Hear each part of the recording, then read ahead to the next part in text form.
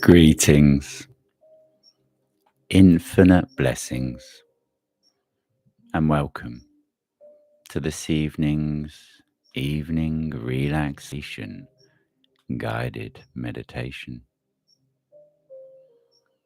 And for this evening, I would like to change the concept and actually tell a short story that I know you will relate to, because we're all in the same boat after all. Or are we? Having just returned from the Buddhist center and listened to lots of different concepts and viewpoints of what a relationship is, it allowed me to gain the final piece of the jigsaw to better understand myself. So, once upon a time, in a land far away, a small ship left the harbour on a beautiful and sunny day. And this ship, it sailed wherever it chose to, going where the wind blew, until it came into contact with the larger vessels around it, its caregivers, its parents, which unknowingly manipulated it and actually led this small vessel to steer towards a destination that it didn't actually choose, but that it felt that it should, for the benefit of those it loved and required care, support, and nourishment from. And this vessel, upon its life's journey, started to rediscover and connect back to the truth that we can only ever captain our own ship.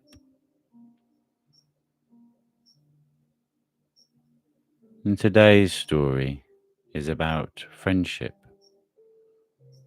or relationship. To relate to another ship, to sail towards a similar or the same destination, knowing that relationships that last a lifetime do so because there is a similar focus of mind. The direction of each ship's choosing is the same, and they sail together day after day.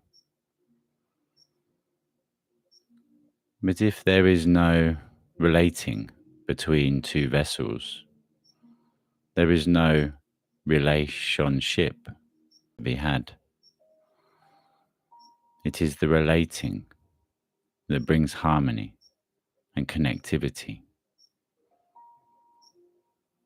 If two people, two vessels do not relate, there is no relate on ship. And here comes the confusing element that we sometimes get lost within. To relate, and then comes I on ship. When two ships relate, they sail together. There is similarities, and a chosen destination that you are both moving towards.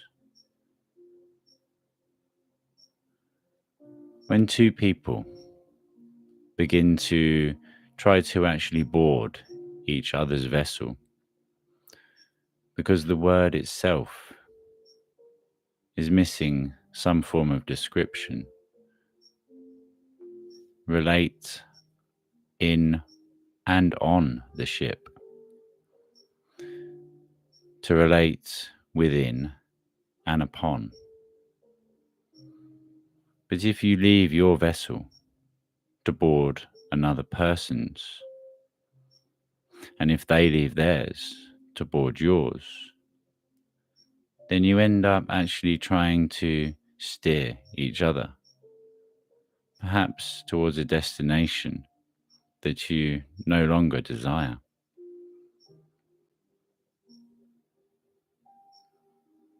For a relationship to be mutually beneficial and uplifting, supportive and connective, it requires that each of you captain your own vessel, and that the relation of those two ships is what actually keeps you together, with the same chosen destination, sailing on the winds of time, knowing that where the wind blows is all perfect and divine. And if you do relate to another ship, and for some reason the wind blows you apart, then this can feel as though you have had a broken heart. As those two ships part, it leaves you feeling lost and alone. So here comes the truth and the deepest of realizations that I received this evening. Whenever we come into contact with another being, another ship that is being piloted by the captain, the ego, it is doing things together that dissolve the ego, so that no longer is the captain trying to forcefully steer his and her, or her and his vessels, but that you are both allowing for your hearts to guide and for the winds of time to provide your destination forwards upon your journey.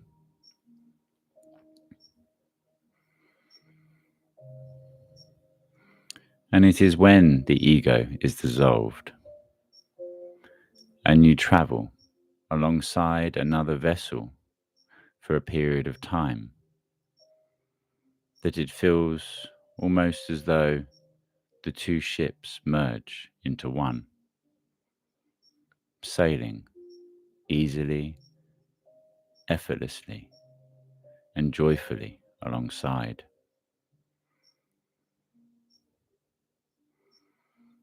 And once again, if the winds of time blow you apart, then the egoic captain might awaken and try to actually change the destination or direction of your vessel and the other persons to bring them back alongside,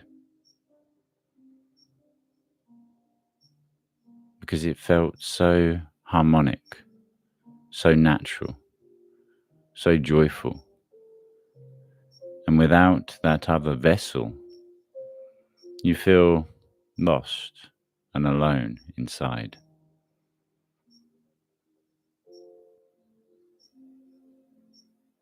To be your own friend upon your ship, the captain and the crew,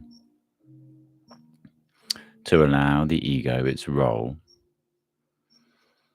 and to re-educate it in what is most beneficial to do. To have a chosen destination that resides within your heart, and to allow for the winds of time to blow from where you are at the start to where it is that you are going, enjoying the journey for what it is, the journey. Nothing more, nothing less. Being the captain of your own ship, relating to yourself, and allowing for other people to come alongside that may be on a similar sort of ride, to come into contact, knowing that the winds may change again, and you may actually no longer be friends, but to know that you fill your own vessel, that you are your best friend, and to stay open for others to come aboard, to enjoy the journey together as friends. The relation of two ships works when they relate in or on. Relate I on ship. Two vessels should never be bolted together, as if one wants to change direction or even sinks, it will drag with it the other. So whatever friendships have been and gone, know they served their purpose in that time. And accepting this as truth allows you to know that it is all perfect and divine.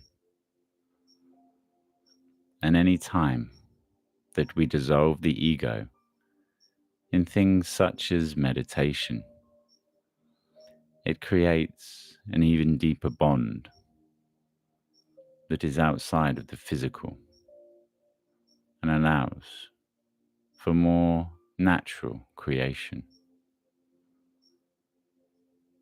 The creation of your dream life takes place from within as you let go of control from time to time to just go where the wind blows.